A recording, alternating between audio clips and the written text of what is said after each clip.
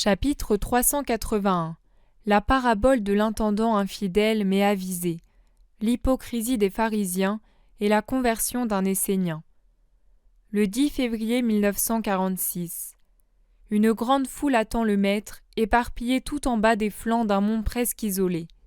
Il émerge d'un carrefour de vallées qui l'entourent et d'où ses pentes surgissent, ou plutôt bondissent, escarpées, abruptes, quelquefois vraiment à pic. Pour arriver au sommet, un raidillon taillé dans la roche calcaire érafle à certains endroits les parois en faisant des lacets et se trouve parfois pris entre la rampe de la montagne et un précipice.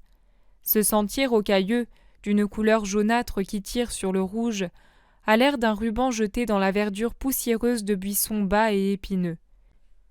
Je dirais que les feuilles sont elles-mêmes des piquants qui recouvrent les pentes arides et pierreuses, fleurissant çà et là en une fleur vivace rouge-violet, semblable à un panache ou à un flocon de soie arraché aux vêtements de quelque malheureux passé par cette ronceraie. Ce revêtement tourmenté, fait de pointes épineuses, d'un vert glauque, triste comme s'il était couvert d'une cendre impalpable, se répand par bandes jusqu'au pied de la montagne et sur le plateau entre ce mont et d'autres monts, tant au nord-ouest qu'au sud-est, alternant avec les premiers emplacements où il y a de l'herbe véritable et de véritables arbustes qui ne soient pas torture et inutilité. Les gens sont cantonnés là, attendant patiemment la venue du Seigneur. Ce doit être le lendemain du discours aux apôtres, car la matinée est fraîche et la rosée n'est pas encore évaporée sur toutes les plantes.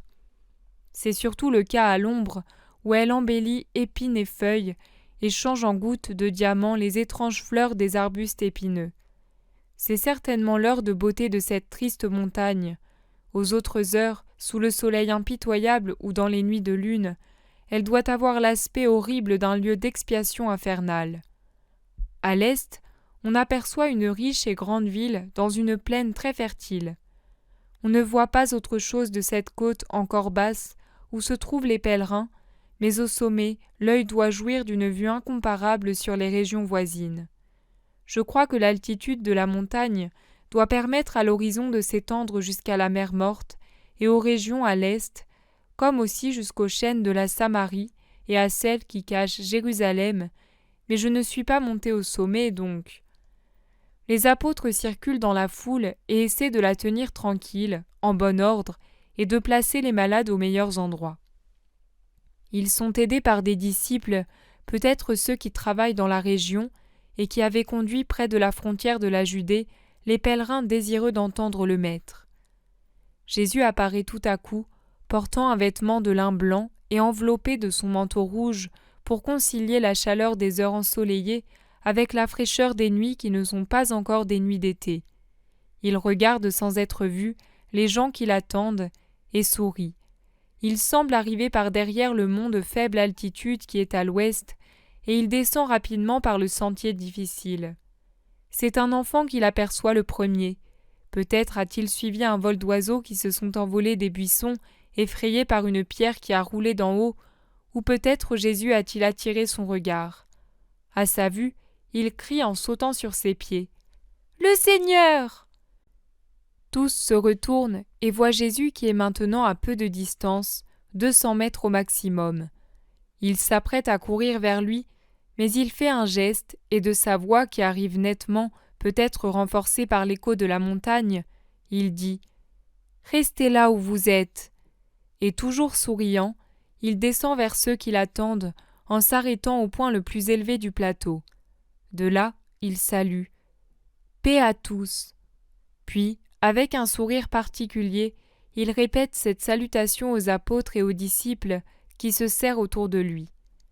Jésus est d'une beauté radieuse, avec le soleil qui éclaire son visage et la pente verdâtre de la montagne derrière lui, on dirait une vision de rêve. Les heures passées dans la solitude, quelques faits ignorés de nous, peut-être un débordement sur lui des caresses du Père, je ne sais quoi, accentuent sa beauté toujours parfaite, la rendent glorieuse et imposante, paisible, sereine, je dirais même joyeuse. Il fait penser à un homme qui revient d'un rendez-vous d'amour et emporte avec lui la gaieté dans tout son aspect, dans son sourire, dans son regard. Ici, le reflet de cette rencontre d'amour qui est divine se communique à l'extérieur. C'est 1000 fois ce qu'on voit après le rendez-vous d'un pauvre amour humain. C'est une vision fulgurante. Elle subjugue l'assistance. Frappés d'admiration, ils le contemplent en silence, comme s'ils étaient intimidés par l'intuition d'un mystère d'union du Très-Haut avec son Verbe. C'est un secret, une heure surnaturelle d'amour entre le Père et le Fils. Personne ne la connaîtra jamais. Mais le Fils en conserve l'empreinte, comme si, après avoir été le Verbe du Père tel qu'il l'est au ciel, il avait du mal à redevenir le Fils de l'homme. L'infini, la sublimité a du mal à redevenir l'homme. La divinité déborde, explose, irradie de l'humanité, comme une huile suave d'un vase d'argile poreux, ou la lumière venant d'une fournaise à travers un voile de verre translucide. Jésus baisse ses yeux rayonnants, incline son visage bienheureux, cache son prodigieux sourire, en se penchant sur les malades qu'il caresse et guérit, et qui regardent avec étonnement ce visage de soleil et d'amour penché sur leur misère pour leur donner de la joie. Mais il doit enfin lever la tête et montrer aux foules ce qu'est le visage du Pacifique, du Saint, du Dieu fait chair, encore tout enveloppé de la luminosité laissée par l'extase. Il répète « Paix à vous ». Même sa voix est plus musicale que d'ordinaire, elle fait entendre des notes douces et triomphales. Puissante, elle se répand sur les auditeurs muets, recherche les cœurs, les caresse, les touche, les convie à l'amour. Une bande de pharisiens, secs et revêches, plus épineux et hostiles que la montagne elle-même, se tient debout dans un coin, comme des statues de l'incompréhension et de la hargne. Un autre groupe habillé de blanc s'est placé de côté et écoute du haut d'un talus. J'entends Barthélemy et Judas indiquer qu'il s'agit d'Esséniens, et Pierre murmurer « Cela fait un poulailler d'éperviers en plus !» Ces deux groupes exceptés, tout le monde est fort ému. « Oh, laisse-les faire, le Verbe est pour tous !» dit Jésus à son Pierre avec un sourire, en faisant allusion aux Esséniens. Puis il se met à parler. « Ce serait beau si l'homme était parfait comme le veut le Père des cieux, parfait dans toutes ses pensées, ses affections, ses actes. Mais l'homme ne sait pas l'être, il utilise mal les dons de Dieu, qui a accordé à l'homme la liberté d'agir, mais en lui demandant de faire ce qui est bien, en lui conseillant ce qui est irréprochable, pour que l'homme ne puisse pas dire « Je ne savais pas ». Comment l'homme se sert-il de la liberté que Dieu lui a accordée ? Comme le ferait un enfant pour la plus grande partie de l'humanité, et comme un inconscient ou comme un criminel pour le reste de l'humanité. Mais ensuite vient la mort, et l'homme est soumis au juge qui lui demandera sévèrement « Comment as-tu usé et abusé de ce que je t'ai donné ?» Terrible question. Les biens de la terre, pour lesquels si souvent l'homme se rend pécheur, paraîtront alors moins que rien. Pauvre d'une indigence éternelle, dépouillé d'un vêtement que rien ne peut remplacer, il se tiendra humilié et tremblant devant la majesté du Seigneur, et il ne trouvera pas de mots pour se justifier. Car s'il est aisé sur terre de se justifier en trompant les pauvres hommes, au ciel c'est impossible. On ne peut tromper Dieu, et Dieu ne s'abaisse pas à des compromis, jamais. Dans ce cas, comment être sauvé ? Comment faire pour que tout serve au salut, même ce qui est venu de la corruption ? C'est elle qui a appris à voir des instruments de richesse dans les métaux précieux et les joyaux, et qui a allumé les désirs de puissance et les appétits charnels. L'homme, riche ou pauvre, pourra-t-il jamais être sauvé, lui qui, si pauvre qu'il soit, peut toujours pécher en désirant immodérément l'or, les honneurs et les femmes, et devient même parfois voleur pour obtenir ce que le riche possédait ? Si, il le peut. Et comment ? En faisant servir l'abondance au bien, en faisant servir la misère au bien. Le pauvre qui n'envie pas, qui n'insulte pas, qui ne porte pas atteinte à ce qui appartient à autrui, mais se contente de ce qu'il a, utilise son humble état pour obtenir sa future sainteté. En vérité, la plupart des pauvres savent agir ainsi. Les riches y arrivent moins souvent, car pour eux, la richesse est un piège continuel de Satan, de la triple concupiscence. Mais écoutez une parabole, et vous verrez que les riches, eux aussi, peuvent être sauvés en dépit de leur fortune, ou réparer leurs erreurs passées en faisant bon usage de leurs biens, même s'ils ont été mal acquis, car Dieu, le très bon, laisse toujours à ses enfants de nombreux moyens de se sauver. Il y avait donc un riche qui avait un intendant. Certains qui étaient ses ennemis parce qu'ils enviaient sa bonne situation, ou bien très amis du riche et par conséquent soucieux de son bien-être, accusèrent l'intendant devant son maître. Il dissipe tes biens, il se les approprie, ou bien il néglige de les faire fructifier. Fais attention, défends-toi.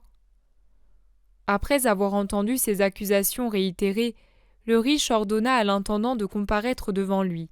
Il lui dit : « On m'a rapporté à ton sujet telle et telle chose. Pourquoi donc as-tu agi de cette façon ? Rends-moi compte de ta gestion, car je ne te permets plus de t'en occuper. Je ne puis me fier à toi, et je ne peux donner un exemple d'injustice et de laisser-faire qui encouragerait mes autres serviteurs à agir comme tu l'as fait. Va, et reviens demain avec toutes les Écritures pour que je les examine, afin de me rendre compte de l'état de mes biens avant de les confier à un nouvel intendant. » Et il renvoya l'homme, qui partit très soucieux et qui réfléchit. « Que vais-je faire maintenant que le maître me retire ma charge ? Je n'ai pas d'économie, parce que persuadé comme je l'étais de me tirer d'affaire, je dépensais tout ce que je prenais.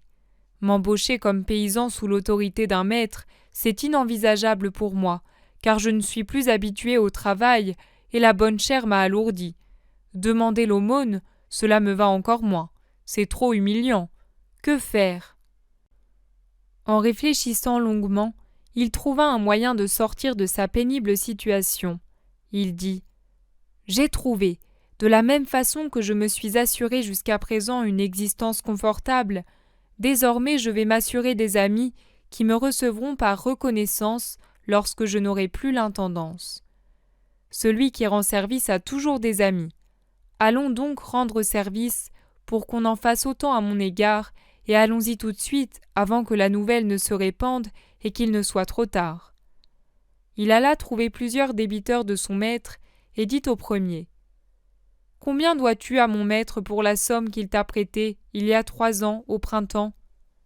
L'autre répondit : « 100 barils d'huile pour la somme et les intérêts. »« Oh, mon pauvre, toi qui as tant d'enfants, dont certains sont malades, devoir verser un tel montant ?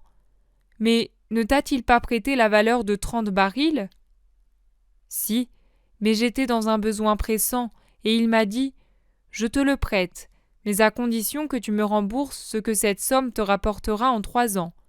Elle m'a rapporté une valeur de 100 barils, et je dois les lui verser. »« Mais c'est un usurier. »« Non, non, lui, il est riche, et tu as à peine de quoi manger.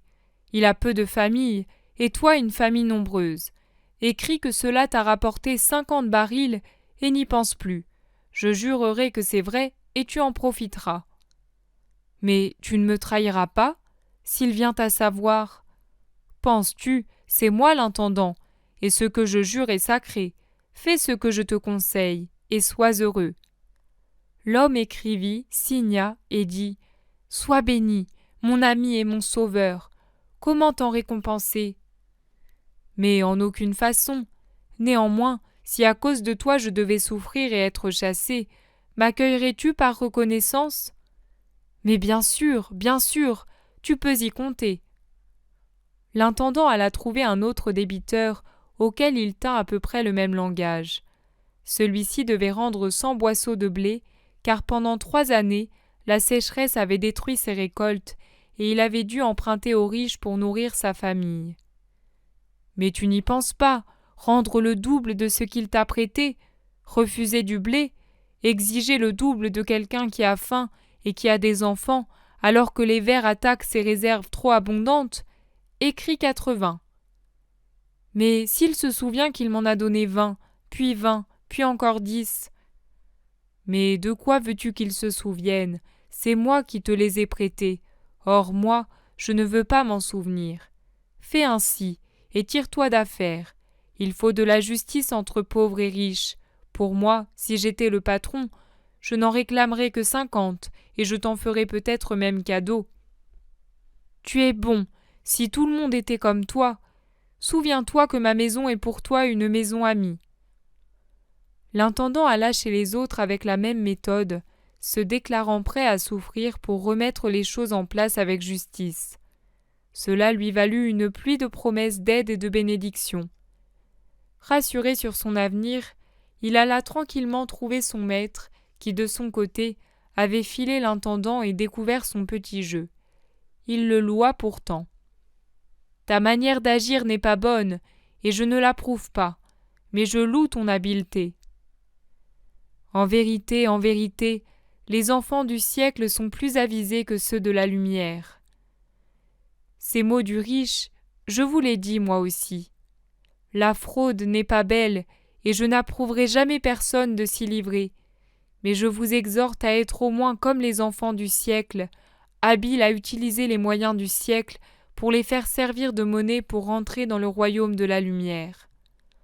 Pour le dire autrement, faites-vous des amis avec les richesses terrestres, ces moyens injustement répartis et employés à l'acquisition d'un bien-être passager, sans valeur dans le royaume éternel. Ces amis vous en ouvriront les portes. Faites du bien avec les moyens dont vous disposez, restituez ce que vous ou d'autres de votre famille ont pris indûment, libérez-vous de votre attachement maladif et coupable aux richesses. Tout cela sera comme des amis qui, à l'heure de votre mort, vous ouvriront les portes éternelles et vous recevront dans les demeures bienheureuses. Comment pouvez-vous exiger que Dieu vous donne ces richesses paradisiaques s'il voit que vous ne savez pas faire bon usage même des biens terrestres? Voulez-vous, par quelque supposition impossible, qu'il admette dans la Jérusalem céleste des éléments dissipateurs? Non, jamais. Là-haut, on vivra dans la charité, la générosité et la justice. Tous pour un et tous pour tous.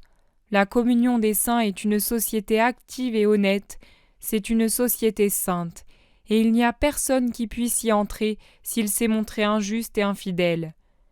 Ne dites pas « là-haut, nous serons fidèles et justes, car là-haut nous aurons tous en crainte d'aucune sorte. » Non, qui est infidèle en peu de choses serait infidèle même s'il possédait le tout, et qui est injuste dans les petites occasions le sera dans les grandes. Dieu ne confie pas ses vraies richesses à celui qui, dans l'épreuve terrestre, montre qu'il ne sait pas utiliser les biens terrestres. Comment pourrait-il vous donner un jour au ciel la mission de soutenir vos frères sur la terre, quand vous avez montré que vous ne savez que soutirer et frauder ou conserver avidement? Il vous refusera donc votre trésor, celui qu'il vous avait réservé, pour le donner à ceux qui ont su être avisés sur la terre, en faisant servir à des œuvres justes et saines ce qui est injuste et malsain.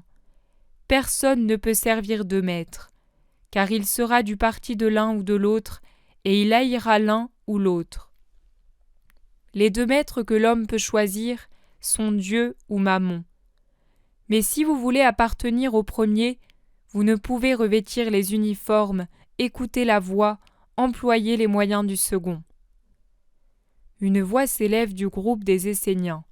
« L'homme n'est pas libre de choisir, il est obligé de suivre sa destinée. Nous ne disons pas qu'elle est distribuée sans sagesse, au contraire, la pensée parfaite a établi, pour un dessein parfait qu'elle a fixé, le nombre de ceux qui seront dignes des cieux. C'est en vain que les autres s'efforceront d'y arriver. C'est ainsi. Il ne peut en être autrement. Quelqu'un qui sort de sa maison peut trouver la mort à cause d'une pierre qui se détache de la corniche, alors qu'un autre, au plus fort d'une bataille, peut s'en tirer sans la moindre égratignure. De la même façon, celui qui veut se sauver alors que cela n'est pas écrit, ne fera que pécher, même sans le savoir, parce que sa damnation est préétablie. Non, homme, il n'en est pas ainsi. Détrompe-toi. Avec de telles idées, tu fais une grave injure au Seigneur. Pourquoi ? Démontre-le-moi, et je changerai d'avis. Parce que, en disant cela, tu admets mentalement que Dieu est injuste envers ses créatures. Il les a créées de la même façon, et avec un même amour. Il est Père, parfait dans sa paternité comme en tout autre attribut. Comment donc pourrait-il faire des différences et maudire un homme à peine conçu alors qu'il n'est qu'un embryon innocent? Dès ce moment où il est incapable de pécher, pour se venger de l'offense qu'il a subie de l'homme? Non, Dieu ne se venge pas ainsi. Il ne se contenterait pas d'un misérable sacrifice tel que celui-là, d'un sacrifice injuste, imposé. L'offense faite à Dieu ne peut être levée que par Dieu fait homme. C'est lui qui expiera, non pas tel ou tel homme. Ah, s'il avait été possible que je doive effacer la faute originelle seulement. Si la terre n'avait pas eu de Caïn, pas de Lamech, pas de sodomites corrompus, pas d'homicides, de voleurs, de fornicateurs, d'adultères, de blasphémateurs, pas d'enfants sans amour pour leurs parents, pas de parjures, et ainsi de suite. Or, ce n'est pas Dieu qui est l'auteur de chacun de ces péchés, mais l'homme qui en est coupable. Dieu a laissé à ses enfants la liberté de choisir le bien ou le mal. « Il n'a pas bien agi !» crie un scribe. « Il nous a tentés au-delà de nos forces. Bien qu'il nous sache faibles, ignorants, contaminés, il nous a exposés à la tentation. C'est de l'imprudence ou de la méchanceté. Toi qui es juste, tu dois convenir que je dis une vérité. » Tu dis un mensonge pour me tenter. Dieu avait donné à Adam et à Ève tous les conseils, et à quoi ont-ils servi? Il a mal agi à ce moment-là aussi. Il ne devait pas mettre l'arbre, la tentation, dans le jardin. Dans ce cas, où serait le mérite de l'homme? Il pouvait s'en passer et vivre sans mérite personnel et par le seul mérite de Dieu. Eux, ils veulent te tenter, maître. Laisse tomber ces serpents et écoute-nous, nous qui vivons dans la continence et la méditation. Crient encore les Esséniens. Oui, vous vivez ainsi, mais mal. Pourquoi ne pas le faire saintement? Sans répondre à cette question, l'homme demande. Tu m'as donné une raison valable sur le libre arbitre, et je la méditerai sans prévention, en espérant pouvoir l'accepter. Mais dis-moi maintenant, crois-tu réellement à une résurrection de la chair et à une vie des âmes qu'elle viendra compléter? Veux-tu que Dieu mette fin ainsi à la vie de l'homme?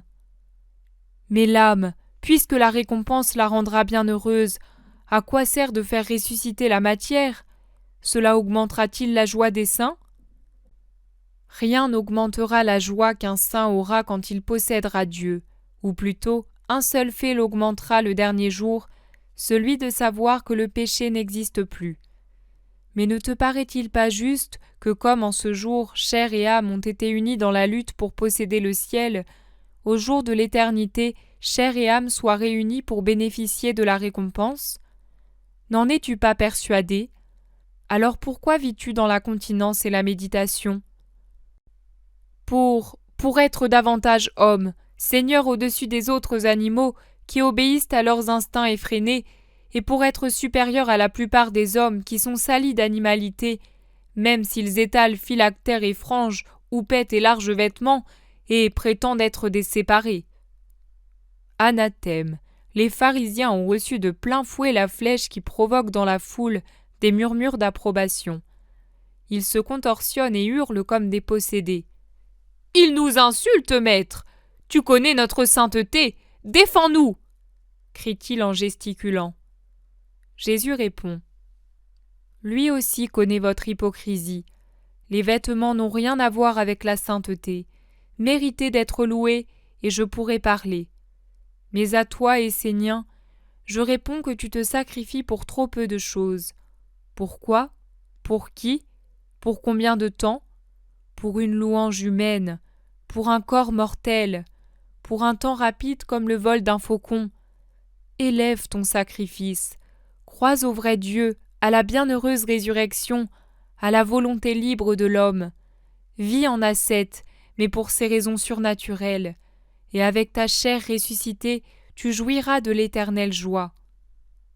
C'est trop tard, je suis vieux, j'ai peut-être gâché ma vie en restant dans une secte qui fait erreur. Elle est finie. Non, rien n'est jamais fini pour celui qui veut le bien. Écoutez, vous tous qui êtes pécheurs, dans l'erreur, quel que soit votre passé. Repentez-vous, venez à la miséricorde. Elle vous ouvre les bras, elle vous montre le chemin. Je suis la source pure, la source de vie. Rejetez ce qui vous a dévoyé jusqu'ici. Venez nus au bain, revêtez-vous de la lumière. Naissez de nouveau. Avez-vous dérobé comme des voleurs sur les routes, ou en grands seigneurs astucieusement dans les commerces et les administrations? Venez. Avez-vous eu des vices ou des passions impures? Venez. Avez-vous été oppresseurs? Venez. Venez, repentez-vous. Venez à l'amour et à la paix. Permettez à l'amour de Dieu de se déverser sur vous. Soulagez cet amour angoissé par votre résistance, votre peur, vos hésitations. Je vous en prie, au nom de mon Père et du vôtre, venez à la vie et à la vérité, et vous obtiendrez la vie éternelle. Un homme crie du milieu de la foule. « Moi je suis riche et pécheur, que dois-je faire pour venir ?» Renonce à tout pour l'amour de Dieu et de ton âme. Les pharisiens murmurent contre Jésus et le traitent avec mépris de marchand d'illusions et d'hérésie, de pécheur qui fait semblant d'être saint, et ils lui font remarquer que les hérétiques restent toujours hérétiques et que c'est le cas des Esséniens. Ils prétendent que les conversions subites ne sont qu'exaltations momentanées, que l'impur le sera toujours, et que de même le voleur et l'homicide resteront ce qu'ils sont. Et ils mettent le point final en disant que seuls, qui vivent dans une sainteté parfaite, ont droit au ciel et à la prédication. C'était un jour heureux, une semence de sainteté tombée dans les cœurs. Mon amour nourri par le baiser de Dieu donnait la vie aux semences. Le Fils de l'homme était heureux de sanctifier. Vous m'avez gâché ma journée, mais peu importe. Moi je vous dis, et si je ne suis pas doux, vous en serez les seuls responsables. Je vous dis que vous êtes de ceux qui se prétendent justes ou essaient de le faire croire en présence des hommes, mais vous n'êtes pas justes. Dieu connaît votre cœur. Ce qui est glorieux aux yeux des hommes est abominable au regard de l'immensité et de la perfection de Dieu. Vous citez l'ancienne loi. Dans ce cas, pourquoi ne la vivez-vous pas? Vous la modifiez à votre avantage en la grevant de poids qui vous arrange. Pourquoi donc ne me permettez-vous pas de l'alléger au profit de ces petits, en supprimant toutes les houpettes et les lourdes complications inutiles, ces préceptes que vous avez établis en si grand nombre que l'essentiel de la loi disparaît sous eux et meurt étouffé? Moi j'ai pitié de ces foules, de ces âmes qui cherchent un soulagement dans la religion et y trouvent un nœud coulant, qui cherchent l'amour et trouvent la terreur. Non, venez les petits d'Israël, la loi est amour, Dieu est amour, c'est ainsi que je parle à ceux que vous avez effrayés. La loi sévère et les prophètes menaçants qui m'ont annoncé, mais sans parvenir à écarter le péché malgré les cris de leurs prophéties angoissantes, s'arrêtent à Jean-Baptiste. Après lui vient le royaume de Dieu, le royaume de l'amour. Et je dis aux humbles, entrez, il est pour vous. Que tous les hommes de bonne volonté s'efforcent d'y entrer. Mais pour ceux qui ne veulent pas courber la tête, se frapper la poitrine, reconnaître « j'ai péché », il n'y aura pas de royaume. Il est dit « circoncisez votre cœur et ne raidissez plus votre nuque ». Cette terre a vu le prodige d'Élysée qui a adouci les eaux amères en y jetant du sel. Et moi, est-ce que je ne jette pas le sel de la sagesse dans vos cœurs? Pourquoi donc êtes-vous inférieurs aux eaux et ne changez-vous pas spirituellement? Imprégnez vos formules de mon sel, et elles auront une nouvelle saveur parce qu'elles rendront à la loi sa forme primitive. En vous, pour commencer, qui en avez le plus besoin. Vous dites que je change la loi? Non, ne mentez pas. Je rends à la loi sa forme primitive que vous avez dénaturée, car c'est une loi qui durera autant que la terre. Le ciel et la terre passeront avant que ne disparaisse un seul de ces éléments ou de ces conseils. Et si vous la changez à votre gré, et si vous ergotez pour chercher des échappatoires à vos fautes, sachez que cela ne sert à rien. Cela ne sert pas Samuel. Cela ne sert à rien, Isaïe. Il est toujours dit « Ne commets pas l'adultère » et je complète « Celui qui renvoie une épouse pour en prendre une autre est adultère, et celui qui épouse une femme répudiée par son mari est adultère, car seule la mort peut séparer ce que Dieu a uni. » Mais ces paroles dures s'adressent à des pécheurs impénitents. Quant à ceux qui ont péché mais s'affligent et se désolent de l'avoir fait, qu'ils sachent, qu'ils croient que Dieu est bonté, et qu'ils viennent à celui qui absout, pardonne et amène à la vie éternelle. Repartez avec cette certitude. Répandez-la dans les cœurs. Prêchez la miséricorde qui vous donne la paix en vous bénissant au nom du Seigneur. Les gens s'éloignent lentement, soit à cause de l'étroitesse du sentier, soit à cause de l'attirance de Jésus, mais ils s'en vont. Les apôtres restent avec Jésus et tout en parlant, ils se mettent en route. Ils cherchent de l'ombre en marchant près d'un petit bosquet de tamaris ébouriffés. Mais un Essénien se trouve à l'intérieur. C'est celui qui a parlé avec Jésus. Il est en train de quitter ses vêtements blancs. Pierre, qui est en avant, est stupéfait de voir que l'homme ne garde que ses culottes courtes. Il revient sur ses pas en courant et dit « Maître, un fou, celui qui parlait avec toi, l'Essénien. Il s'est mis nu, il pleure et soupire. Nous ne pouvons aller là. » Mais l'homme maigre, barbu, qui est resté en caleçon avec ses sandales, sort déjà du bosquet et s'avance vers Jésus en pleurant et en se frappant la poitrine. Il se prosterne. « Je suis un miraculé du cœur, tu as guéri mon âme. J'obéis à ta parole. Je me revêts de lumière en quittant toute autre pensée qui me revêtait d'erreur. Je me sépare pour méditer le Dieu vrai, pour obtenir vie et résurrection. Cela suffit-il ?